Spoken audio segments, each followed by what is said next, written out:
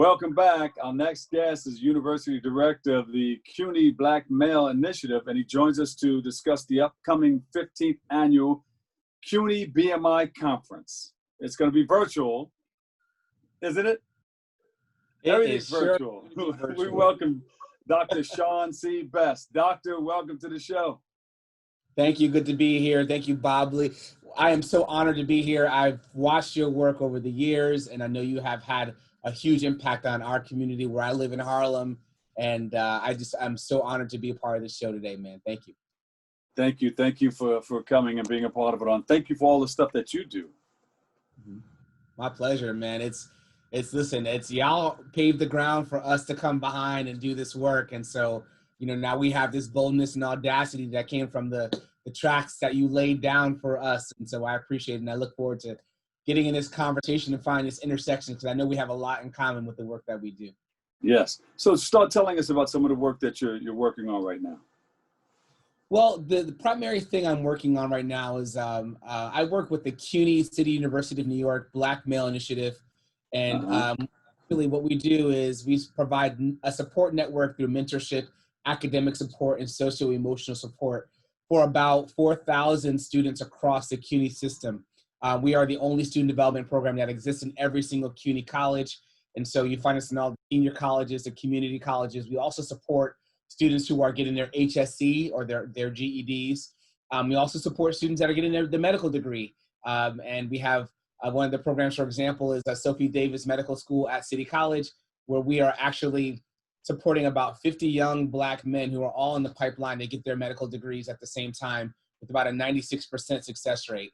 And we have also students at the law school, including my assistant director, Jorge Alguera, who helps me run BMI, who is a 1L at CUNY Law. And so we're all over the place. We have a lot of programs, and it's a small farm of me and Jorge running this big old program, but we love the work. I like it. It's really advance the networks and opportunities for our young students to get workforce opportunities, as well as just bigger networks for beyond school when it's over. Yeah, I was on a Zoom this morning with a company, and they were talking about they were looking for doctors. You said you have doctors in your program, and that this organization is willing to pay for doctors to move to the next level. So I'll share that information with you. Please, we need that. Our young men are thirsty, they're hungry for opportunities. We know that equity for Black and brown communities means sharing opportunities like you're doing with me, so that we can all learn how we can advance together and eventually create, economic and social mobility for our communities. It's so important right now. There you go. All right, tell us about the conference that's coming up. It's supposed to be all that in a bag of chips, you know that. Well, this new world we live in, Dr. Lee, is crazy. We're all virtual now. So CUNY is 98% virtual. So we've decided to move the conference, which is typically held at a different campus in a different borough every year. Now we're doing it virtually for the first time. So instead of a one-day conference, it's now a two-day conference on October 1st and October 2nd. We are hosting our 15th annual CUNY BMI Conference, entitled The State of the Young Black Male in New York City. I like it. Yeah, man. We have partners that are across the board in New York City that help us do this work, who we support, and they support us. So we're featuring NYC Men Teach, My Brother's Keeper, Young Men's Initiative. We're featuring a lot of local high schools and community-based organizations, where we have pipelines of students that come right to CUNY and get involved in CUNY Black Male Initiative. We also have featured keynotes, Representative Hakeem Jeffries as our main keynote day one. And we're finalizing having Council Member Donovan Richards out of Queens, District 31. For day two. We have a featured panel on day one. That is, we have two concurrent panels every morning and afternoon for the 2 days. But one of the afternoons, the first day, is a featured panel with led by Adriano Espaillat, Jamal Bowman, Mondaire Jones, Melissa Mark Vivarito. We have an incredible talent pool that's going to be there talking about issues that affect us when it comes to the pandemic, when it comes to the election, when it comes to COVID-19, when it comes to home and housing and food insecurities. And so we're talking about so many issues that affect young Black males at CUNY and also in New York City, that we're hoping to now broaden the network so that we can share resources, be smarter about how we approach addressing these problems and issues in our communities. And at the end of the day, moving the needle once again, for young men to have opportunities to have more careers, access to mentors that are going to be with them not only through school but throughout life. If I could have do it all over again, I would have had a mentor right out of the gate in college, but I didn't. Right out of the gate.